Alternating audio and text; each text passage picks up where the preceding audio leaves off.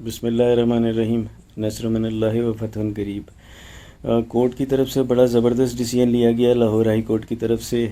ان لوگوں کو جو کورٹ کے بھگوڑے تھے وہ کورٹ میں پٹیشنز ڈالتے تھے اور اس کے بعد جاتے ہی نہیں تھے، آج یہ آئے اور ان کے ساتھ جو ہوا وہ سب نے دیکھا۔ میرا نہیں خیال کہ مجھے بتانے کی ضرورت ہو، آلریڈی اب سب کو پتہ چل چکا ہوگا۔ معزز جج صاحب کو میں بھرپور شکریہ ادا کروں گا، بڑا زبردست ان کا ڈیسیژن تھا۔ اور ان لوگوں کو اب بچی کو پروڈیوس کرنے کا بولا گیا ہے۔ اللہ کرے جی یہ بچی کو لے کر آئیں۔ سیکنڈلی میں ان کو پہلے دن سے کہہ رہا تھا بھائی کورٹ کے اندر آ جاؤ، کورٹ میں آئے بغیر جان نہیں چھوٹے گی۔ اور چونکہ یہ جو مافیا ہے یہ کورٹ کے اندر آنے سے گھبرا رہی تھی، ان کے پاس اب انہیں نظر آ رہا ہے کہ آپشنز کم ہوتے چلے جا رہے ہیں اور بچنے کا راستہ نہیں ہے۔ آئیے بھائی کورٹ کے اندر آئیے اور میوزک کو فیس کریے۔ السلام علیکم ناظرین، میں ہوں کیس علی میر اور آپ دیکھ رہے ہیں اللہ T V.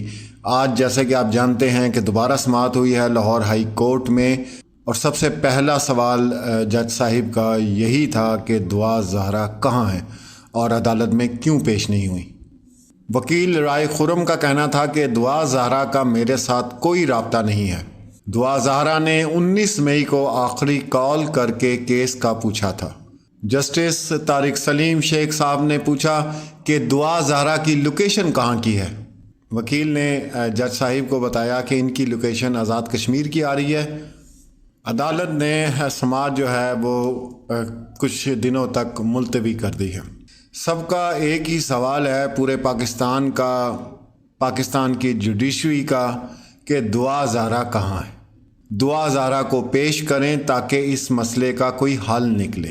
Nimra Kazmi case میں آپ نے دیکھ لیا، اس کا حل نکل آیا۔ وہ آپ کو 1-2 دن میں اس کی بھی رپورٹ جو ہے وہ آپ کے سامنے آ جانی ہے کہ اگر وہ انڈر 18 ہے تو وہ اپنے والدین کے پاس جائے گی، اور اگر وہ 18 کی ہے تو پھر اپنے خامد کے ساتھ جائے گی۔ اور کل کی جو بہت امپورٹنٹ ڈیولپمنٹ ہے وہ بھی میں نے آپ کے ساتھ شیئر تو کر دی تھی، لیکن اس میں مزید کچھ پوائنٹس تھے وہ آپ کے ساتھ میں ڈسکس نہیں کر سکا۔ تفصیلات کے مطابق جوڈیشل مجسٹریٹ شرکی میں دعا زہرا کے اغوا کے مقدمے کی سماعت ہوئی تھی۔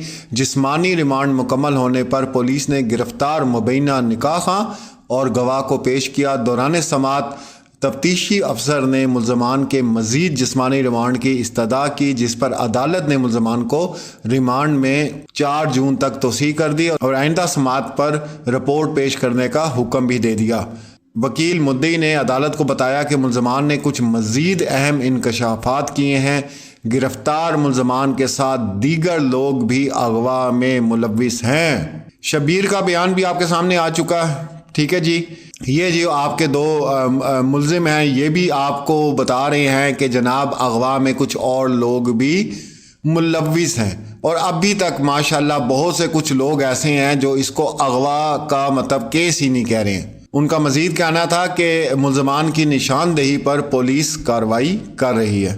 جیسا کہ آپ جانتے ہیں کہ سندھ ہائی کورٹ نے دعا زہرا کو پیش نہ کرنے پر آئی جی سندھ کامران افضل کو کام کرنے سے روک دیا تھا، اور اسٹیبلشمنٹ ڈویژن کو آئی جی سندھ کا چارج کسی اہل افسر کو دینے کا حکم دیا تھا۔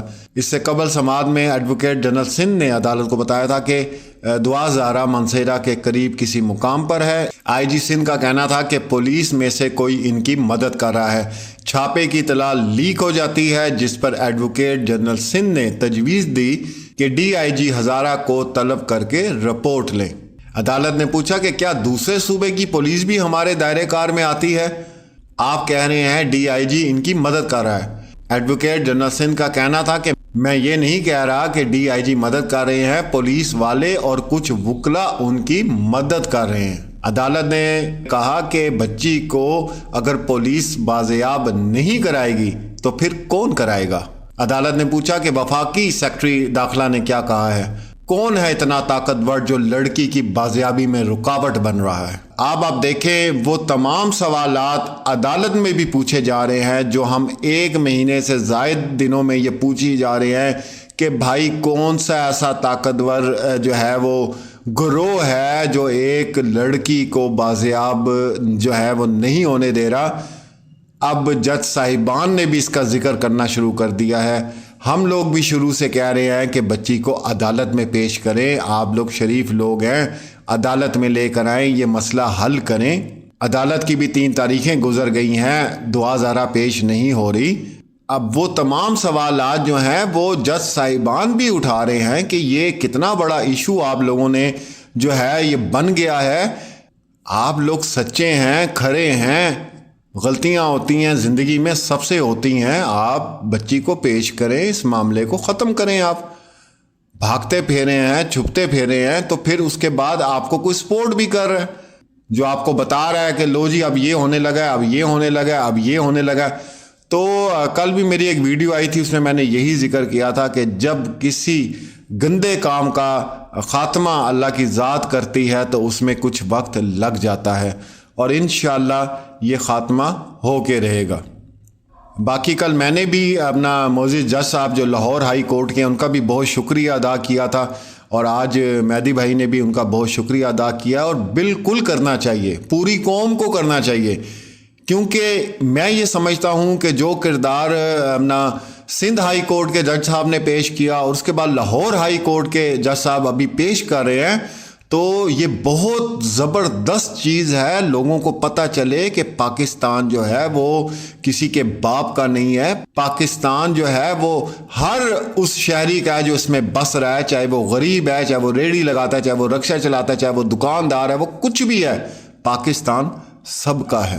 اور یہ جو مائنڈ سیٹ اب پاکستان کے لیے بن چکا ہے نا کہ پیسے دے کے دے دلا کے کچھ بھی ہو سکتا ہے, وکیل بھی خریدے جا سکتے ہیں, نکاح خواہ بھی خریدے جا سکتے ہیں, ہمارے پاس پیسے ہم کچھ بھی کر لیں گے. تو اب یہ مائنڈ سیٹ انشاءاللہ سیٹ ہو جائے گا بالکل ان کا.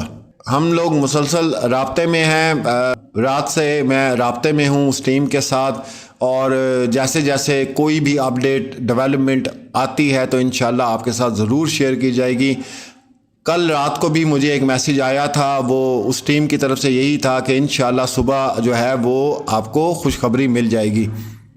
تو ابھی سلسلہ یہ جاری ہے اور انشاءاللہ اختتام پہ پہنچنے والا ہے, اور بہت جلدی پہنچ جائے گا. سندھ ہائی کورٹ اور لاہور ہائی کورٹ کی جتنی کارروائی ہے وہ آپ کے سامنے ہے. اب اس سے آپ خود اندازہ لگا لیں کہ یہ کیس کتنا سینسٹیو بن گیا ہے, اور یہ جو ہے بالکل اختتام پذیر ہونے والا ہے. اور اس طرح کے جو گروہ ہیں انشاءاللہ آپ پاکستان میں سر نہیں اٹھائیں گے.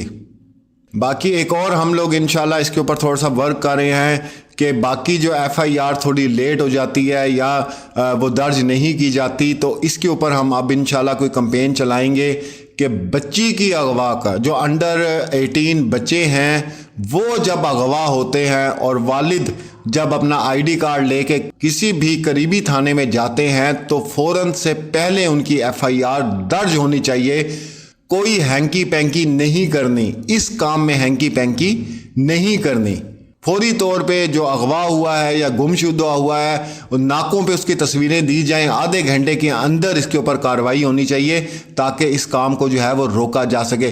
کیونکہ یہ اگر 2 دن 3 دن ڈیلے ہوتا ہے, سندھ سے بچی اغوا ہوتی ہے تو کبھی لاہور ملتی ہے اور پھر کبھی جا کے جو ہے نا وہ آپ کو بہاولپور ملے گی, کبھی ملتان ملے گی, تو اس کے اوپر فوری ایف آئی آر کاٹا کریں. باپ ہے اپنا شناختی کارڈ لے کر آیا ہے, وہ جھوٹ تو نہیں بول رہا نا, وہ جھوٹ تو نہیں بولے گا, اپنی وہ تسلی کرے, رشتہ داروں میں دیکھے, محلے میں دیکھ لے, تھوڑا بازار میں دیکھ لے, اس کے بعد 2-3 گھنٹے کے بعد جا کے پولیس میں جو ہے وہ رپورٹ کرے, ایف آئی آر کٹوائے, اور پولیس کو اسی وقت ایف آئی آر کاٹنی چاہیے. تو اس کے اوپر بھی ہم انشاءاللہ ورک کر رہے ہیں, انشاءاللہ اللہ ہمیں ضرور کامیاب کرے گا. جیسے انشاءاللہ کوئی اپڈیٹ آتی ہے تو پھر آپ کے ساتھ میں ضرور شیئر کرتا ہوں. اپنا اور اپنے پیاروں کا خیال رکھیں. اللہ حافظ.